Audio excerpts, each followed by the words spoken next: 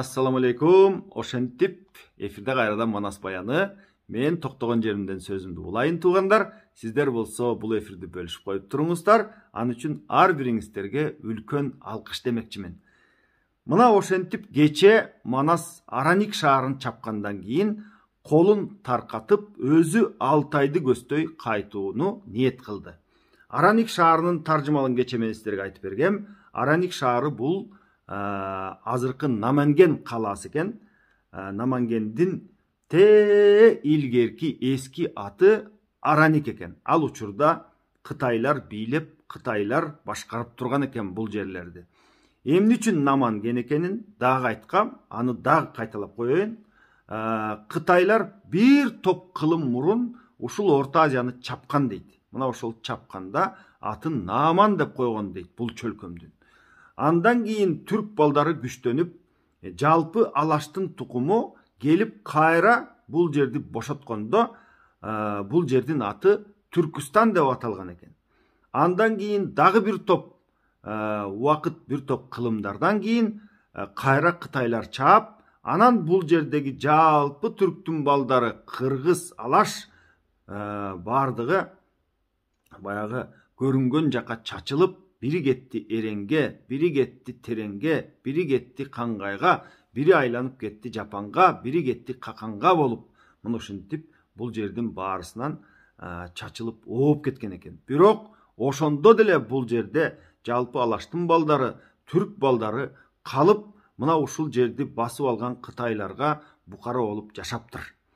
Мына ошолордун баарысынан Манас Орто Азияны бошоткону кол курап келип, анан мына Текестен баштап, андан кийин Керкөлгө өтүп, Керкөл деген азыркы Ысык көл, андан кийин Алма Коюрга барып, анын колу Алма Коюр деген азыркы Алматы, андан кийин Суңшоону алып дейт, Суңшоо деген азыркы Нарын, андан кийин Суңшоонун ары жагында Бойгутты алып дейт, Бойгут деген азыркы Жумгал, андан кийин Суу Самырда согушуп, андан бул жагы кайра Чүйгө түшүп, Чүйдөн Шамшы аркылуу өтүп, ал жерде Шамшы деген калмактын дагы бир баатырын өлтүрүп, андан кийин Чүйдүн ичинде Акунбешим деген ханды талкалап, анын колунун баары сүрүлүп, мына ошол Манас басып келаткан жерден качкандын баарысы андан кийин Ташкенге өтүп, Ташкенди чапкандан кийин Ташкенден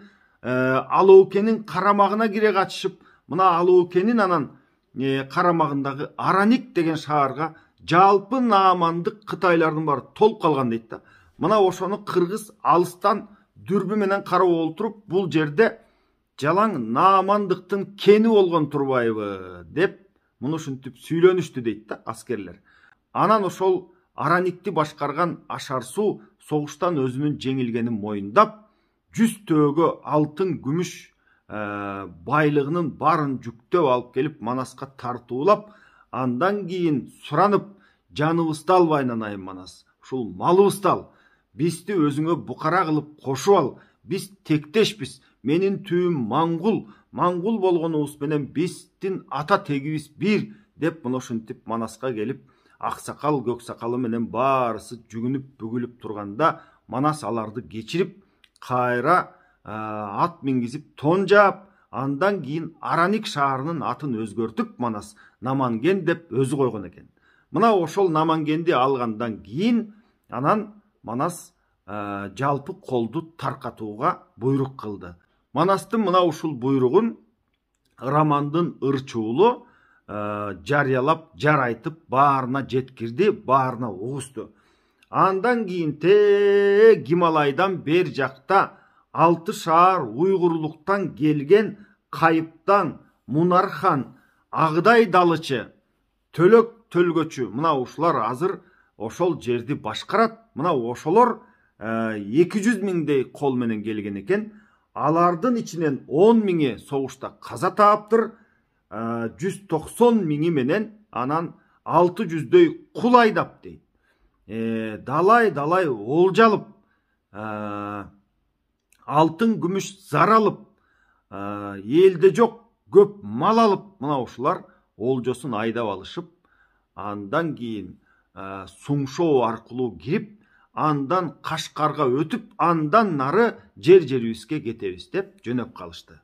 Эми булар Суңшоого кирип, ошол жерде Чукурсай деген бар экен. Чукурсайдын азыркы аты Тогуз-Торо. Мына ошол Намангенден Тогуз-Торо көздөй кетишип, мына ошол жерге жетейин деп калышты. Алар кандай болот? Анан айтып берем. Азыр Кайрадан берки Араниктин жанына келели. Айдаркан, Көкчө, Эр, Үмөт баатырлардагы те Иледен келишкен экен. Мына ошол Иле жакты көздөй Кайра кеткени жатышат. Алар 250 миң кол менен келген экен. 250 миң колдун 13 миңи бул согуштарда каза болуптур. Алардын баарысына Манас кунун берди дейт. 1200 кул айдап дейт алар. Далай мал алды, пилге жүктөп пул алды дейт. Алтын, күмүш, зар, кымбат баалуу таштар, байлыктар, мына ушундай олжону артынып алып, Айдаркан, Көкчө, Үмөт болуп булар Илени көздөй кайтышты. Андан кийин Кыпчак, Үрбү, Манас, Бакай, Чубак, мына булардын баарысы Алтай, Баркөл, Энесай, Уркун дарыя тараптан кыргыз калмагы болуп бүт бар топтолуп алып келген экен. Мына ушундай кол менен. Булар 340 миң экен. Согуштарда 17 миң киши каза болуптур. 40 миң төөгө алтын, күмүш, жамбартты дейт.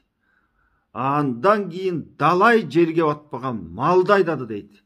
Анан чаткал менен чаначты ашып, Тулустун жерине жетти дейт. Манас мына ушулардын арасында. Тулустун жерине жеткенде Манас колду токтотуп, ошол Тулустун жерин карады дейт. Тулустун жери бул калмактар деле көп, бул жерде кытайлар деле көп жашачу эмес экен. Бирок колдон колго өтүп, Кытай келсе Кытай чаап, кийин кыргыз келсе кайра кыргыз бошотуп бул жерди мына ушундай талаштуу жер болгон экен да. Манас мынтип айтты дейт. Бул Тулустун жери деп мындан кийин аталбасын. Тулус деген ошол калмактын Кытайдын дагы бир баатыры болчу. Бул Чуудагы согушта каза тапты. Мындан кийин бул жер Тулустун жери деп аталбасын. Бул жер мындан кийин Талас деп айтылсын. Мындан кийин биз бул жерди Талас деп атайбыз деп, Талас деп атты койду ал жерге. Андан кийин колду узатып, өзү 40 жигити менен калып, чүйдү көздөй бет алды дейт. Эми Манастын 40 жигитин санап берейин. Башчысы Бакай Кары бар, баатырлардын баары бар.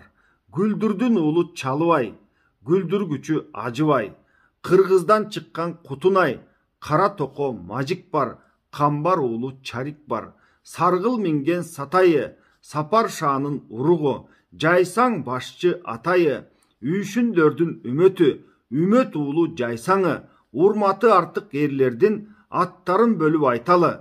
Аргын Кара Кожо бар, Алчындап Бообек Кошо бар, Шаабек Шүкүр эри бар, Салышкан Жоодо эби бар. Ар кайсысы алардын 10 миң эли бар. Арбаңдардын Алтайы, Дөрбөн уулу Төртайы, Төлгөчү Кара Төлөгө, Аярлыгы Бөлөгө, Агыдай далы көрүүчү, акыр заман оодарып, ашкере айтып берүүчү, топ башчысы Токотай, калк башкарчу Калкаман, эл башкарчу Элеман, алардын баарын карачу, аксакалы мына бул, Агыргызда Айнагул. Айнагул бул кыргылчал. Кыраандын сөзүн тыңдап ал, 40 жигит башы кыргылчал. Сундуруп найза тартпаган, сум сайып жоодон кайтпаган, азыр башын кессе да адамга сырын айтпаган, көрөгөч серек эр сыргак, атагы чыккан 40 баатыр аттанып алып кесектөө аралап тоону келатыр дейт. Булар анан ушул Манастын 40 жигити аттанып алып ушул чүйдү көздөй келе жатышат. Кайрадан 40 жигиттин атын санап улайын. Ардайлардан алакен, атканын жазбас жан экен, баяндар калмак уругу, баатыр Мажик бар экен. Нойгуттардын чубагы, оёндун бири будагы, казактардын жоорунчу, кайгыл бөгөл тоорулчу, шыңгынын уулу Кербени, шыпта кашка Дөрбөнү, бөрү жолду бөгөлү, кара түлөө Кабыке, Жангерлерден жабыке. Köy törösün alıptır. Gönkü koldun bağrısı çüydü gözдөй salıptır. Köy töreleri degen uşul öңköy batırlar, öңköy töreler жол тартып келе атышат дейт да. Астыда баштаганы Манас. Булар шашпай, эриксе элик атышып, эрикпесе жөн жатышып, мына ушинтип конуп түнөп келе жатышты дейт. Ошондо Суу Самырдын кери жагында Сары Жыгач Төр Жайлак деген жер бар эле. Мына ушул жерде 500-600 үйлүү баягы калмак, дугул калмактар туруп калыптыр дейт да. Калмактын ичинен дугул деген тайпасынан экен. Булардын башчысы Кетечи деген киши экен. Булар айылдан окчунураак чатырын тигип конуп калышты. Анан өңкөй жоо жарагын кийген баягындай баатырлар сүрү менен ошондой түрү менен булар келип конуп калса, баягы элде жан жок. Алардын баарысы анан кийин булар кимдер болуп кетти? Баягы болбоду, Манас ушул болуш керек. Түрүнө карасак ошол эле кейиптенет деп анан бирөөсү арасынан айтып турат да. Безип жүргөн Манасың бу жерге келип конуптур дейт. Бейлеп турсам биздерге бейажал өлүм толуптур. Дүнүйө жүзү кол болсо, алды артынан торгосо, тутулуучу көрүнбөйт, качырганы соо болуп кутулуучу көрүнбөйт. Алгыр арстан жолборстон айбаты азыр бөлүнбөйт. Жүрөгү таш эрге окшойт, жүнү тайкы шерге окшойт дейт. Көрөсөн уулап дейт, аң издеп келген окшойт бул жерге. Көмүлгөн биздей жан издеп. Атышар бизде ал барбы, атыша кистек кокустан адамдын бири каларбы? Урушар бизде ал барбы, уруша кетип алдырсак, ушу турган 500төн 5 адам тирүү каларбы деп, буну ушинтип баягы жандары чыгып, коркуп жатышат да. Кантип барып сурайбы? Силер кимсиңер? Силер кайдан жүрөсүңөр деп кантип булар менен сүйлөшөбүз деп, ушинтип бүкү-түкү түшүп турушат. Булар ушул бойдон ушул жерде тура турушсун, а биз болсо тиги Кашкарга кетсем деп, Суңшоо аркылуу өтсөм, андан ары Кашкар аркылуу тиги Гималайдын түбүндөгү 6 шаарыма жетсем деп кетип жаткан Кайыптаң менен Мунар хан жөнүндө кабар алалы. Алар Суңшоого кирип баратышты дейт. Бул жерде Чуңкур суу деген жер бар болчу дейт. Бул Чуңкур суунун кийинки аты Тогуз Тора. Мына ошол Тогуз Тородо качкан безген калган каткан Кытайдын колу чогулуп, мына ошол Чуңкур сууга толуп калышыптыр дейт. Алар тети Кайыптаң менен Мунардын жолун тороп туруп калышты. Анткени аларга Алооке кабар берип, мына булар ушул жака кетти, Манастын колу бөлүнүп атат. Биз буларды жалгыздатып жайлайлы. Сен ошол жерде баягынын баарын тосуп тур деп, анан алардын башчысы Дагыра Даңгыл деген баатыр экен. Мына ошол Дагыра Даңгыл Тогуз Тородо Кайыптаң менен Мунардын колун тосуп туруп калды. Ал эми алардын артынан Буудаң Себең деген баатырларды баштатып 80 000 кол берип, тезирээк жеткиле дагы Тетигил Бойгутта азыркы аты Жумгал. Мына ошол Бойгутту башкарган Кубан деген амбал Манаска кошулуп кетти эле да. Кол полу менен, эл пели менен Манастын колуна кошулуп кетти эле. Мына ошону сөзсүз түрдө эсебин тапкыла, атка сүйрөтүп, кордо өлтүргүлө деп 80 000 кол берип, мына аны жөнөтүп эле Алооке тетиги жерде турат да. Манастын колу эми ар жака тарап атат. Булар бирин дегенде биз артынан барып жетели, артынан өчүбүздү алып кетели деп муну ушинтип иш кылып турат да. Алардан анан дагы 100 000 деген колду баштатып, Тасыла деген баатырды кол башчы кылып, баягы Кайыптаңдын артынан жөнөтүп жатат. Ошентип Кайыптаңдын колун балее курчап, алдынан Дагыра Даңгылдын колу, артынан Тасыланын колу, берки жагынан жанагы Буудаң Себендин колу болуп мынтип курчап туруп калды дейт. Анан Кайыптаң баягы Мунар экөө Жалаңач деген тоонун үстүндө коргонуп булар менен согушуп калат да. Булар ушул курчап алып, Кайыптаңдын колу Жалаңач тоонун үстүндө калды дейт. Суу жок, аттары чарчап, өстөрү чарчап, мына ушинтип булар менен улам коргонушуп, улам келет чабыл дейт. Улам аларды замбиреге атып, улам бая жаа тартып, мына ушинтип колун артка кайтарып турду дейт.